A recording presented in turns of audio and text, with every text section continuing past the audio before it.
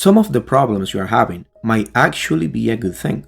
In this video, we'll go over common things hobbyists often see as failures or problems, but in reality are signs of success, natural phases, or even blessings in disguise. Sometimes what feels like a setback is your aquarium telling you everything is just fine.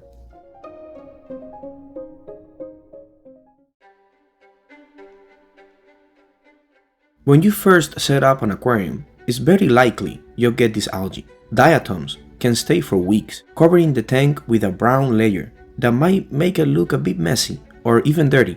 It can feel frustrating and even discouraging at times, but it's not a bad thing at all. Brown algae, also called diatoms, are a normal part of a new aquarium's early stages.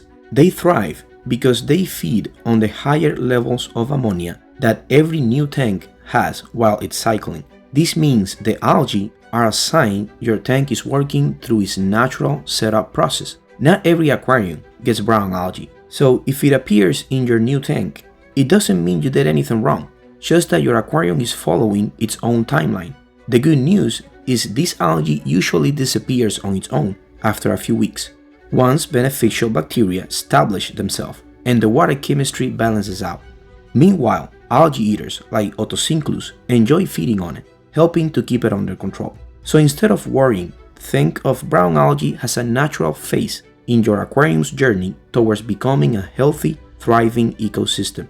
It's a sign your tank is alive and progressing, and with a little patience, it will pass without any extra effort on your part.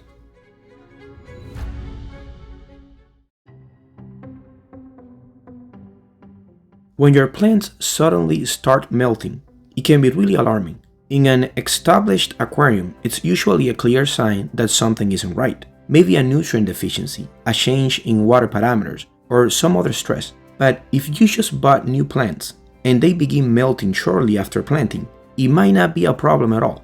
It's important to understand how those plants were grown before you got them. Most shops grow their aquarium plants immersed, meaning out of water, because it's much easier and less demanding. They don't need aquarium lights, CO2 injection, or constant water changes like submerged plants do. When these immersed grown plants are introduced to an underwater environment, they have to adjust. They need to become softer and more flexible to handle water movement without breaking. During this transition, it's common for the old immersed leaves to melt away and disappear, making room for new submerged style growth. This melting phase might look like your plants are dying, but it's actually a natural and necessary transformation. If you'd rather avoid this process and want plants that look vibrant and fully adapted from the start, look for submerged grown plants instead. These have already adapted to living underwater and won't go through that melting phase, so they stay lush and healthy looking right away. Understanding this process helps turn what feels like a failure into a win. It means your plants are adjusting and getting ready to thrive in their new aquatic home. Guys, if you are enjoying the video, remember to like and subscribe. And thank you so much to everybody who has been subscribing lately. It's really nice to see there are so many people who love this hobby.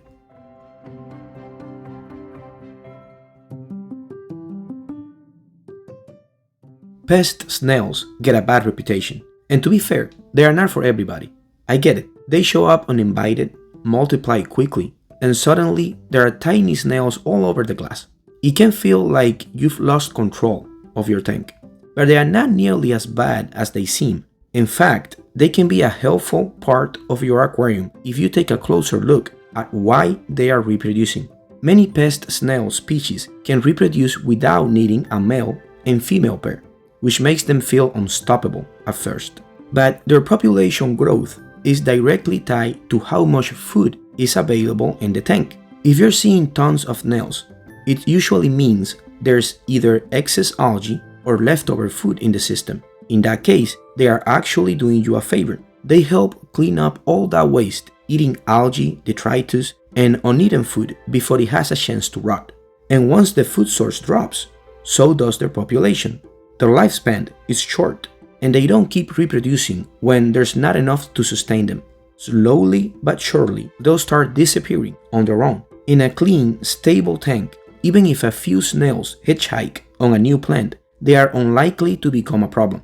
With limited food, they won't reproduce, and many fish will eat the tiny ones before they grow. A mano shrimp can also eat the eggs. So if you're dealing with algae, pest snails can actually be a huge help. And if you're not, they usually fade into the background without causing trouble.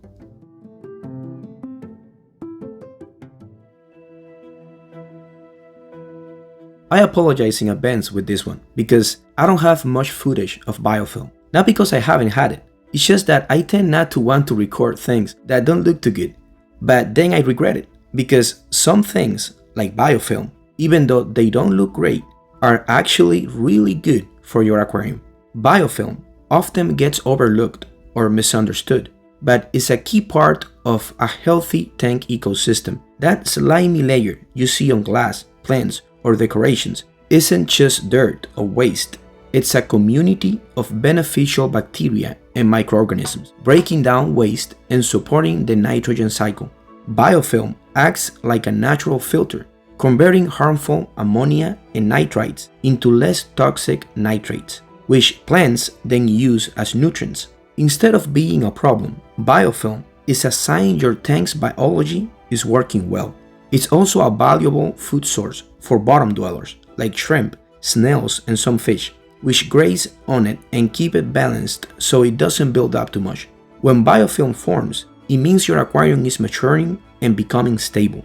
Instead of rushing to clean it off, it's better to let it do its job while keeping up with regular water changes and proper feeding. Over time, Bofilm stabilizes and your tank reaches a balance where it's controlled and helpful rather than overwhelming.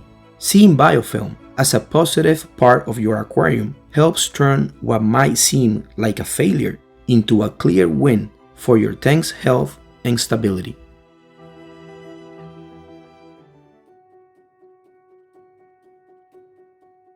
When fish hide for days after being introduced to a new tank, it's easy to worry that they hate the environment or that something is wrong.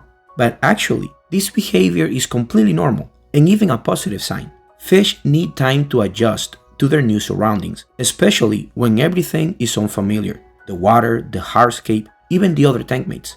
Hiding isn't a sign of stress in every case. It shows they are seeking safety, which means your aquarium provides good cover and a natural setup where they feel secure.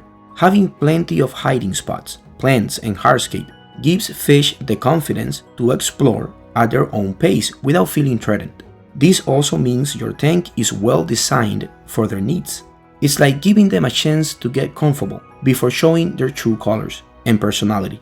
Instead of chasing them out of their hiding spots or worrying that something is wrong, letting them take their time helps build trust in the environment. Over days, you'll notice them gradually spending more time out in the open, swimming confidently, and interacting with other fish. This gradual adjustment period is a good thing because it shows your aquarium supports natural fish behavior, which is a win for both you and your aquatic pets.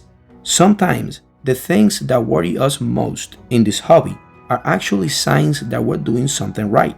When you look a little closer, those failures can turn out to be wins that show your aquarium is growing, maturing, and finding its balance.